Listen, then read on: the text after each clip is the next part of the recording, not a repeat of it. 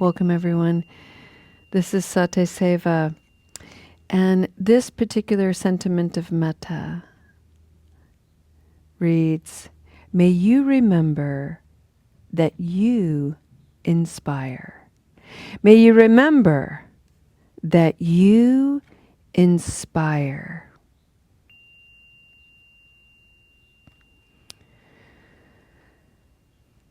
So let's turn our gaze inward and let's come into the body and the mood and the mind. And let's just create a spirit and a spaciousness around ourselves to simply be exactly as we are.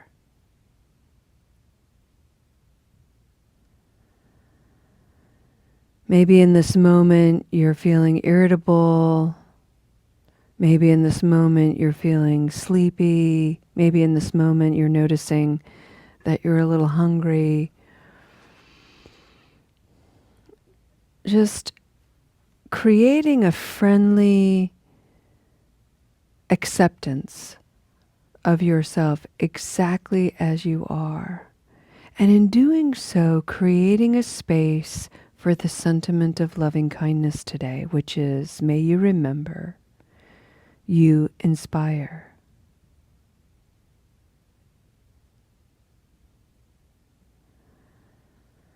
And allow any thoughts, any stories that are activated by that sentiment to come forward. Maybe there's a thought, I inspire. I mean, I'm nobody special. I haven't done this, that, or the other thing. I struggle deeply. I. And see if in the next breath, breathing in, aware of that arising, breathing out, putting it down to create some space. Breathing in, aware of the arisings, aware of all of those little scales of armor that serve as resistance. These stories we tell ourselves. Breathing out, putting it down, letting it drop to create space for something else to be present. Breathing in.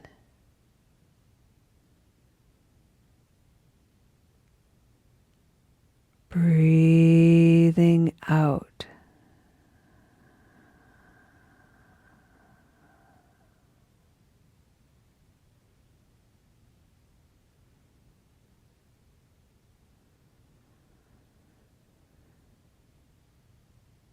Our contemporary world is so bedazzled by spectacle that many have lost or forgotten how to see the subtle, the small wonders, and to approach the subtle, small wonders gently.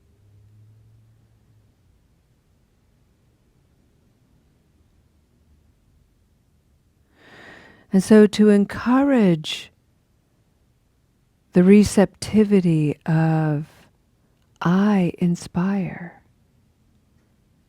you inspire. Remember, showing up, being here is an act of inspiration.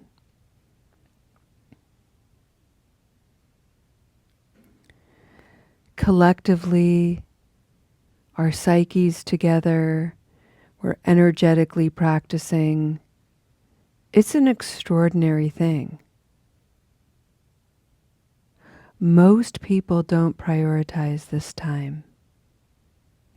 Most people are going about their day, just one reaction to the next. It doesn't occur to slow down, self-reflect, gain tools and skills to be gentle, to be kind, forgiving, loving. It's a practice. So let's just take a few moments of silence to enjoy being here together, breathing, and settling into this space of inspiration.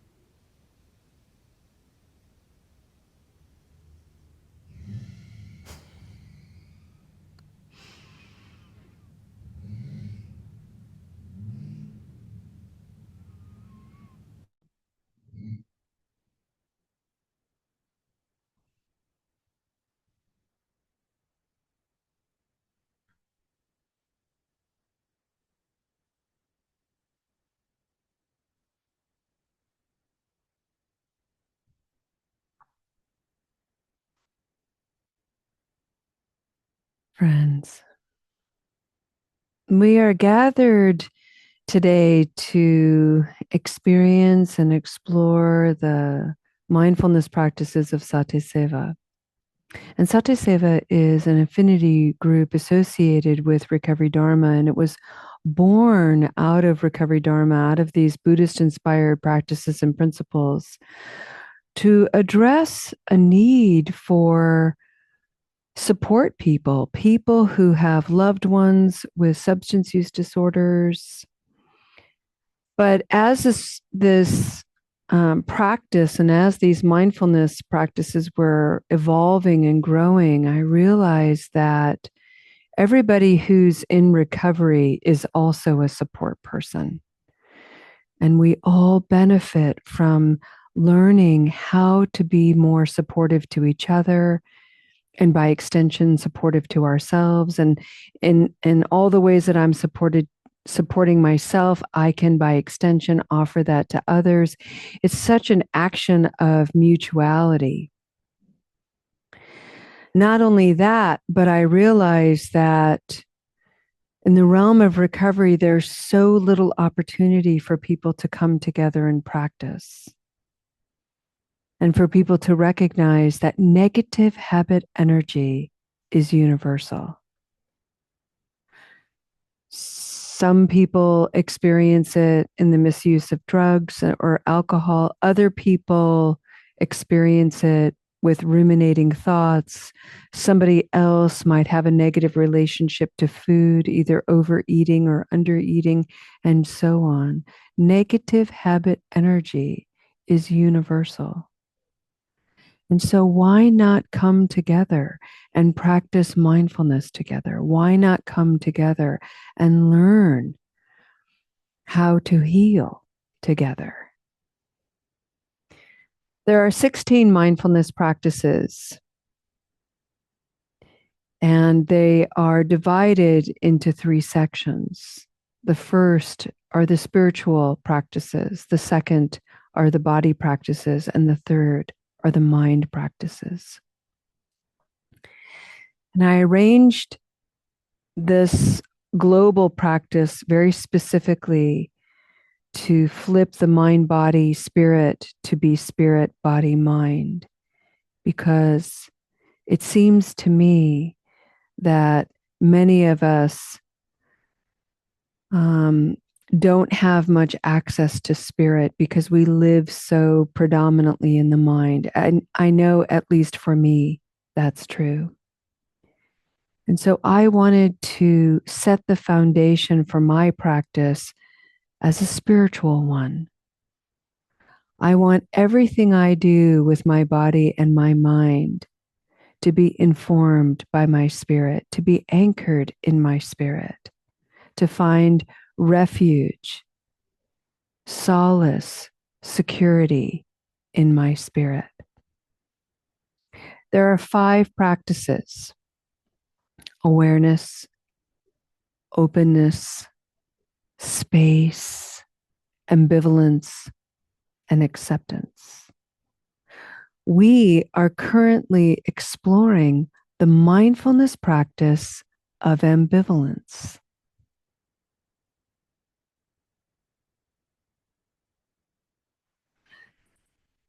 And for many people, ambivalence and apathy are confused.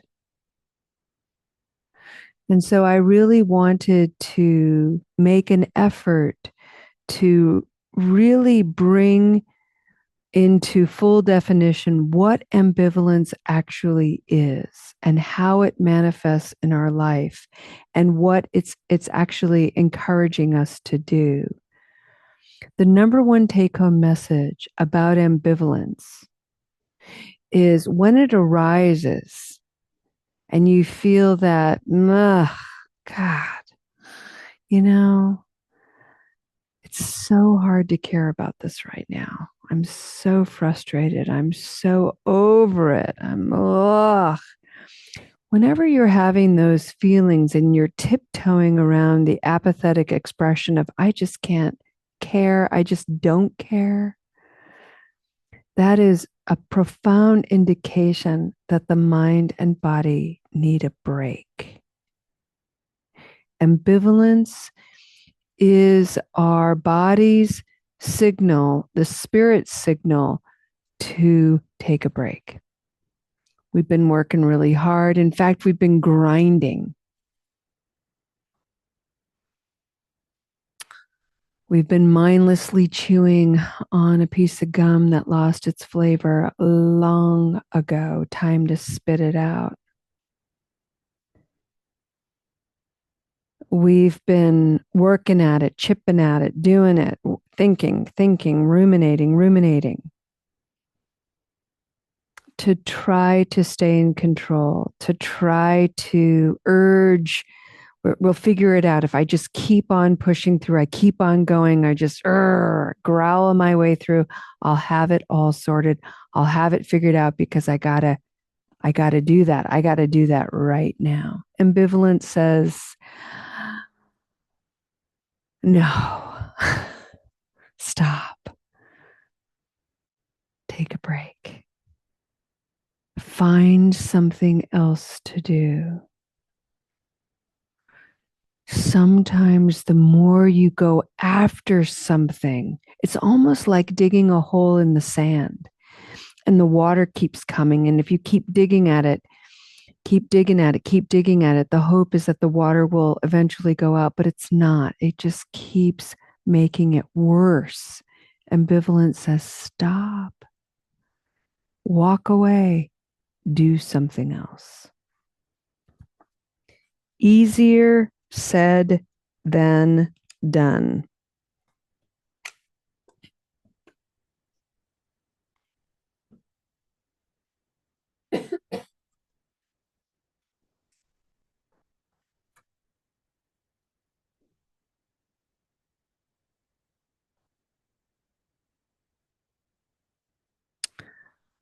So I'd like to read a couple of paragraphs for you from this chapter. I'm on page 84 for anybody following along.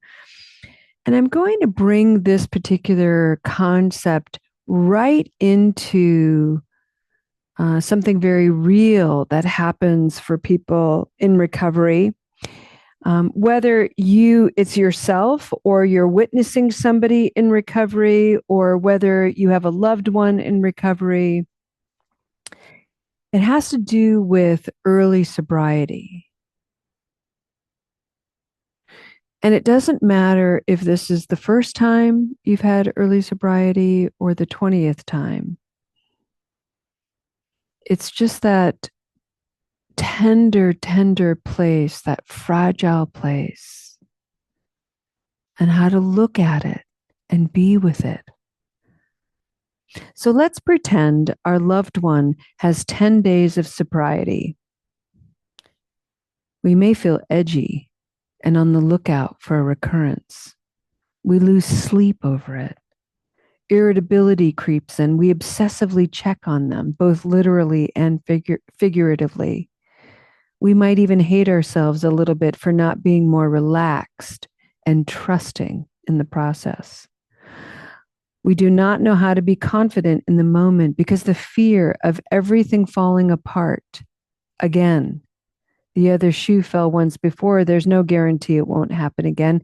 We remember all the other times, all the promises not kept, all the hopes splattered on the ragged edges of our lives. In these moments, apathy, in its attempts to self-protect, says, I don't care.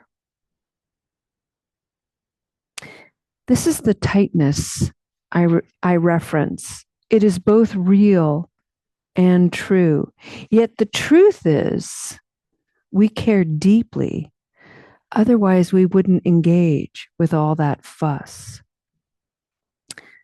We must consciously and intentionally breathe, because there is no air in the knotted mind of fear and the illusion of indifference. Ambivalence throws open the window, even if it is winter, and says, this again? Really? Okay, here we go again. It's freezing, but we need some air in here. Ambivalence can hold the same old thoughts and feelings while maintaining space and openness for the possibility of something new.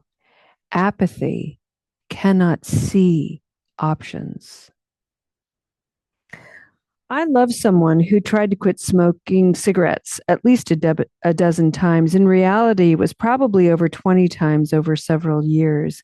Each attempt and relapse built his confidence and strength to keep trying. But he didn't always feel confident or strong. Let me emphasize that. In the space of ambivalence, every time he tried to quit smoking cigarettes, he felt he'd failed. To him, quitting never meant touching a cigarette again, ever. He would successfully quit, feel good about himself and his progress, and then for some inexplicable reason pick up a cigarette and smoke it. In his mind, that was a total failure. He flubbed his own expectations and desires. However, when he started taking stock and learning to notice the little steps of improvement and the conditions that stirred his cravings or impulsivity, he began to piece together new insights, which ignited confidence and resilience. He did not give up. He kept at it and allowed the voice of ambivalence to guide him. Wow, would you look at what triggered me this time? Let me take stock and look deeply at what this is really all about. I want to see how I neglected my tools. Oh, well, I've learned a lot and I'll get back to it. Maybe I'll quit for longer next time. Again and again, over and over. Each attempt revealed new things. Each fumble offered more adaptive skills until one day, after many years, he put the cigarettes down for good. The moment was almost unremarkable. He was simply done. Someone else could have a completely different experience. There are those who decide one day that they are finished with something and they never look back. That's great for them. Others, however, find that changes require a lifetime. We are not here to judge anyone's journey. We are here to understand our own path, and if we are lucky, inspire ease for others.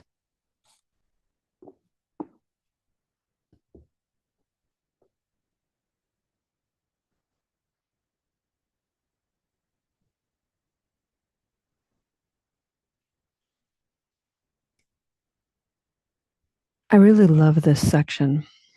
And the reason is because ambivalence for me is a little like a superpower.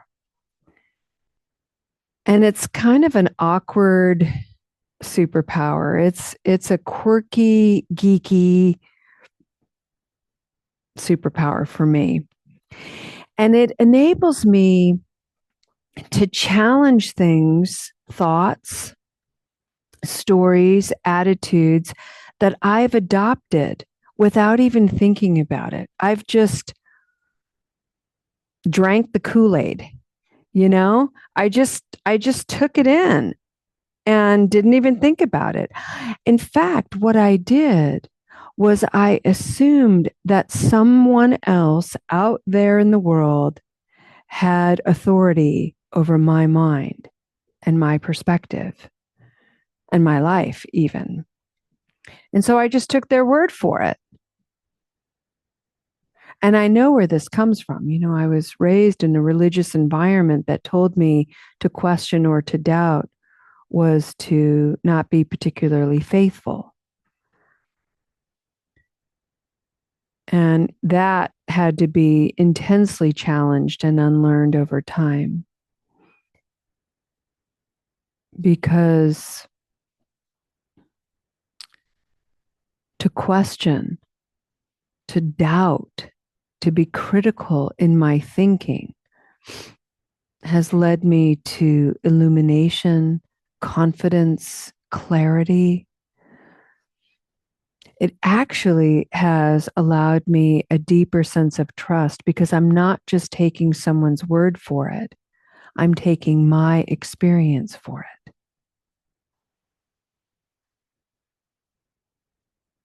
And in Buddhism, in these Buddhist practices, faith or confidence, the word is sada, and it means to be heart led.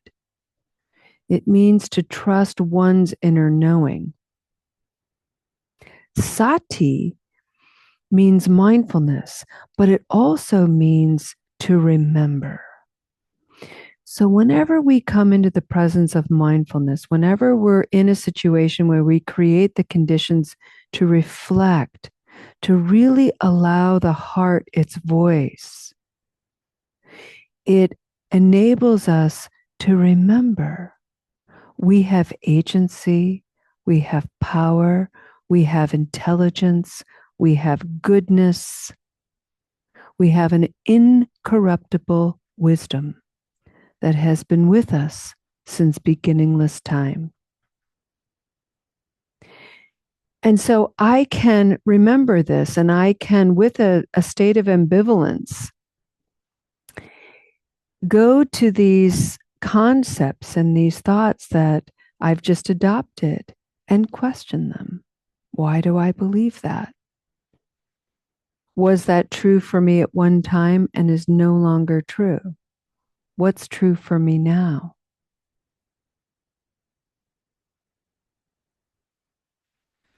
For many, many decades, the trial and error of recovery was categorized as a big whopping failure. It was very dualistic. You either quit or you didn't. If you quit, you were great. If you didn't and you wobbled, you were a failure. Period. Very black and white. And people suffer enormously for that. Because while some people are able to just quit, the actual nature of our neurochemistry is often way more complex. Most people have to experience degrees of trial and error. But if they go into their trial and error, treating error as failure, they're going into the experience already defeated. And if you go into any experience already defeated, it's hard to move forward.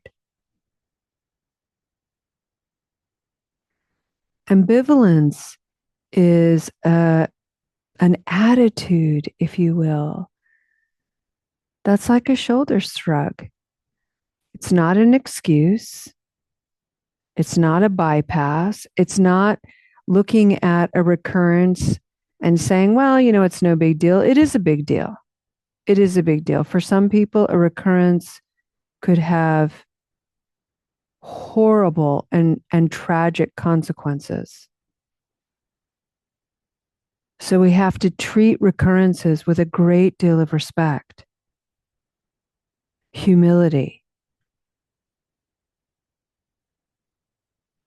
But it doesn't have to be an environment where we self-flagellate and punish. That does not help.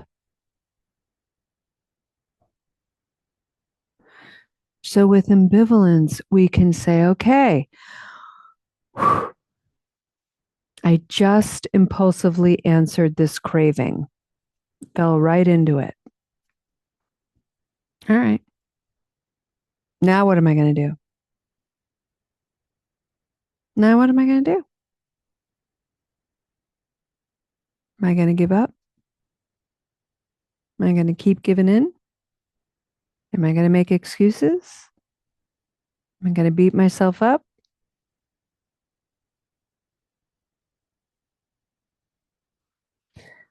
Practice and the spiritual practice of space says, I'm going to do all of those things. I'm going to do every single one of them, and I'm going to create space for it.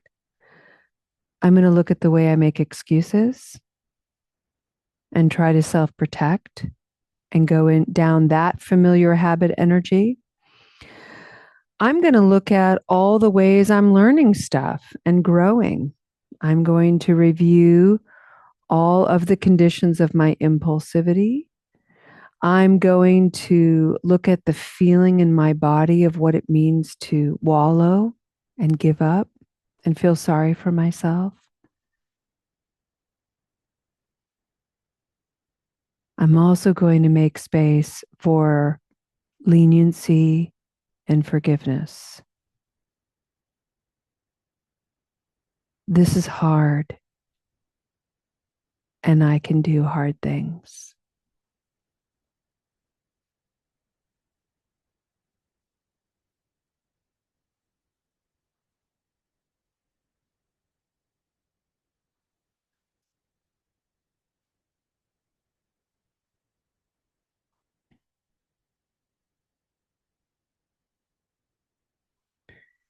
There's an instrument of peace that you hear me use all the time, which is, well, that's true, and not the whole truth. That is the spirit of ambivalence. Well, that's true, and not the whole truth. What else is true? I'm just going to hold all of it. Apathy would say things like, well, that's true, and you suck, and you're a loser, and you should just give up because you can't figure it out. And here we go again. And what's the matter with you? That's how apathy speaks. But ambivalence, it really likes to sister with encouragement, even if it's subtle. Well, that's true. Okay. What else is true? Ambivalence always has space for options. Always. Ambivalence never gives up on its creativity. It may need to take a break. It may need to rest for creativity to reignite and kindle again. But it never goes out. That little pilot light of spirit never goes out.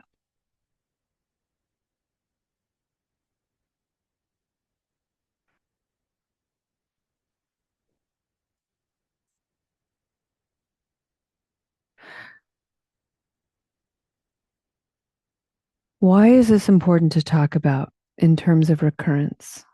Well, because we have to be fearless when talking about this particular stage of change, which is recurrence.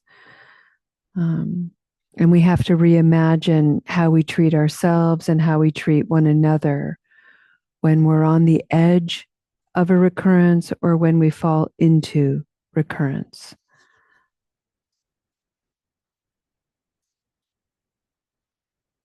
And it's hard. It's really hard work because there's so much ingrained legacy, shame, guilt involved in it. And so it takes a long time to sort of piece that out, untangle all the threads. And that's why we cultivate space and openness to be able to look at all this.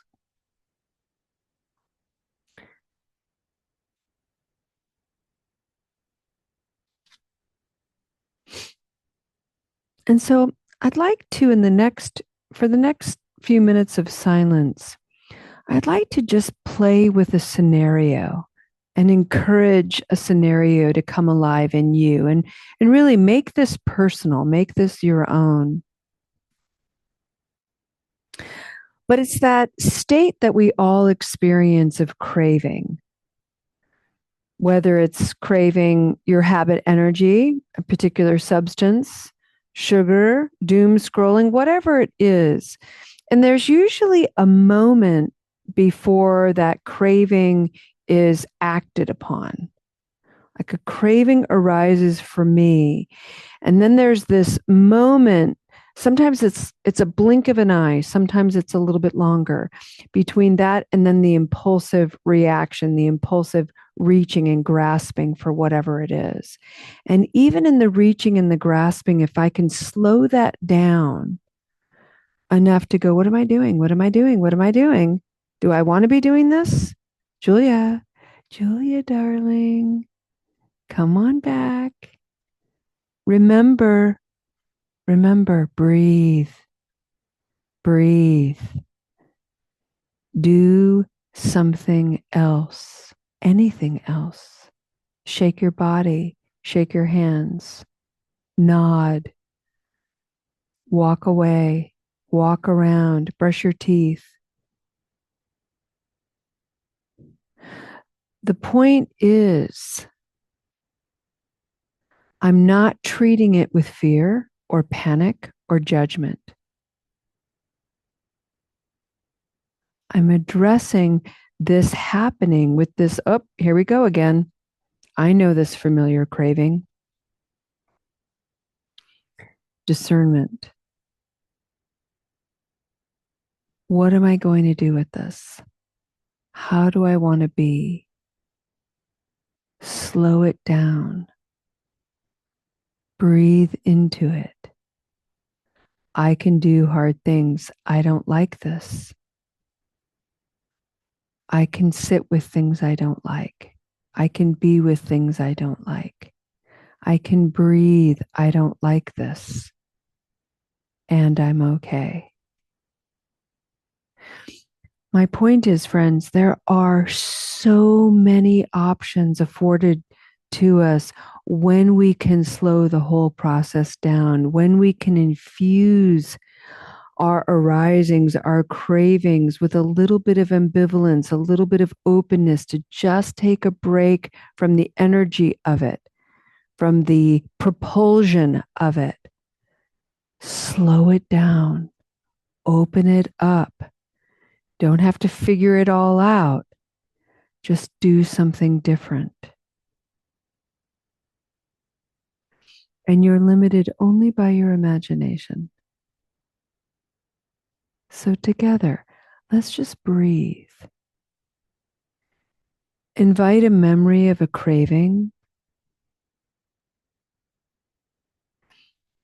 Invite an awareness of something that activates you. There are certain memes and things on Facebook that often trigger me to want to be a keyboard warrior. And really, I'm just howling at windmills. And so I'm learning to see myself impulsively go, and I'm like, yeah, there I go again. And I'm not going to do it this time. It doesn't help.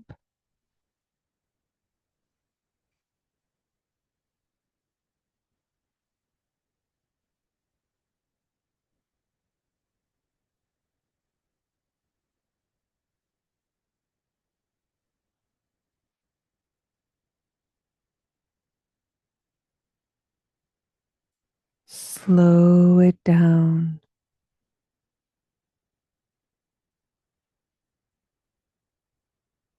Breathe some space.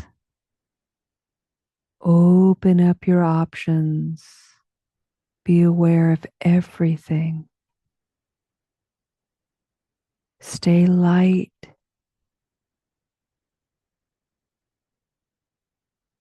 Stay encouraged. Keep going. All of it is so inspiring.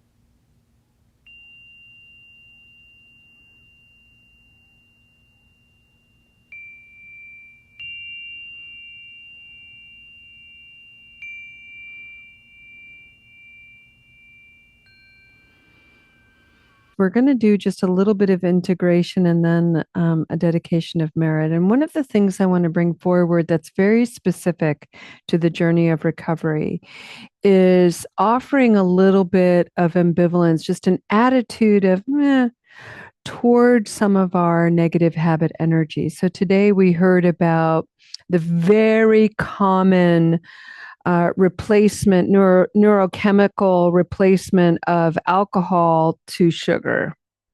So, because it responds to the same dopamine receptors. And so and the only reason why I bring this forward is because it's complex.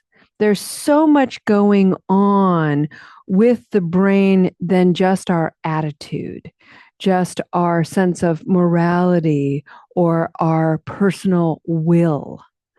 There's something in the brain driving our neurochemistry, which can drive our impulses, which can drive the way we think about things, the mood on any given day, and so forth. So it's highly personal, highly complex. And one of the lingering things, as far as I see, in the realm of recovery is this attitude, this sort of pernicious attitude that really emphasizes will, moral failing, character flaws, and so forth. So, for instance, you stop drinking, and now I can't seem to get enough sugar, and now that's bad. And so now everything about sugar is bad. And there's something going on here where we're pathologizing. We have this heightened propensity to pathologize everything. And ambivalence says, wait a second, ho, ho, ho, ho. When I look at the difference between am I drinking and all of the consequences related to that, and my misuse of sugar and the consequences related to that, there's probably a big difference. One is worse than the other. So let me just slow the judgment train down a little bit. And why this is tender is because I hear, particularly in support groups, a comment, it's really an accusation that I definitely want to dispel. And that is the whole idea of an addictive personality. So people are going to meetings, they find recovery, they find friendships and connections, and fellowship is a common word. And there's an attitude of support people where they'll accuse their loved one going to regular meetings as now they're addicted to going to meetings. And I just think to myself, how is that helpful? How are we encouraging people? How are we giving the people the win? Because when I think about really negative habit energy and the misuse of substances versus the virtuous act of going to the meeting, there's no comparison. So why are we negating the positive action? And being able to think about this, being able to voice it, enables us to stand before those attitudes and say, no, I will not allow that in my space. That's not okay. That's not an attitude I'm going to accept.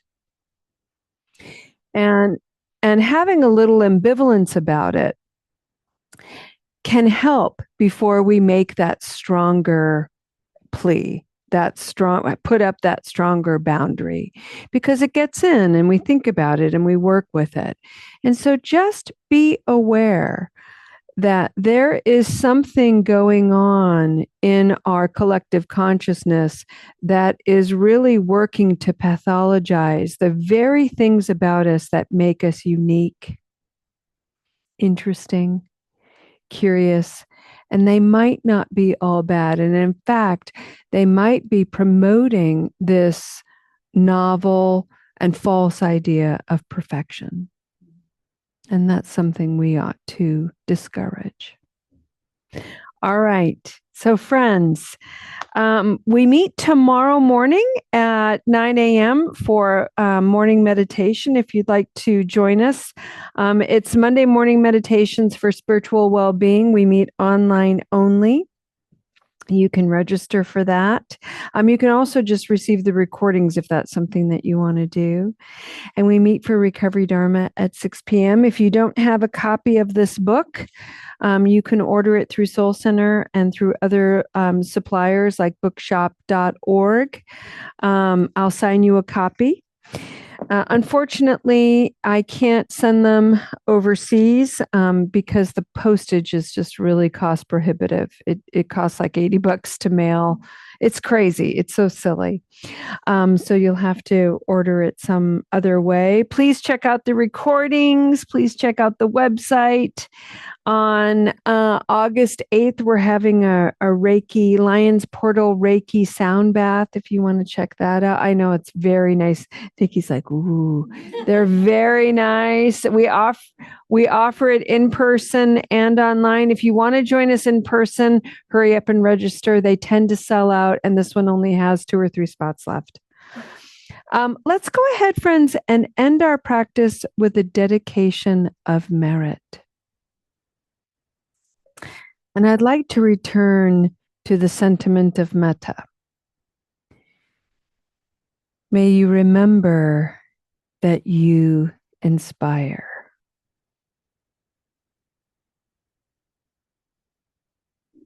May you remember that you inspire. Can you receive that kindness, that reminder? And if you can't receive it, if you don't actually fully believe it, can you allow that to simply exist and be there?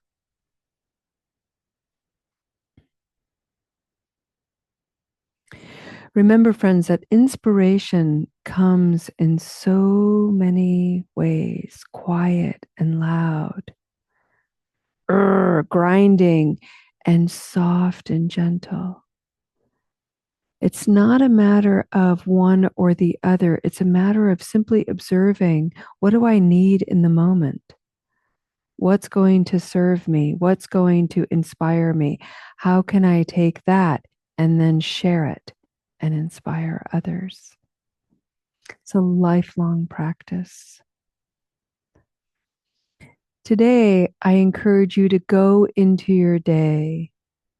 And if you find yourself feeling ambivalent, like, nah, I don't know what I'm going to eat for lunch. I don't know what sounds good for dinner. That's a state of ambivalence. And just smile. Would you look at that? That's it. That's all you need to do. You don't have to figure it out. Just look at it. Smile.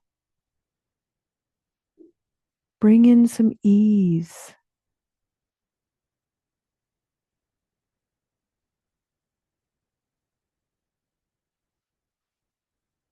I think that's enough for today. Have a wonderful day, friends. We'll see you next time. Namaste.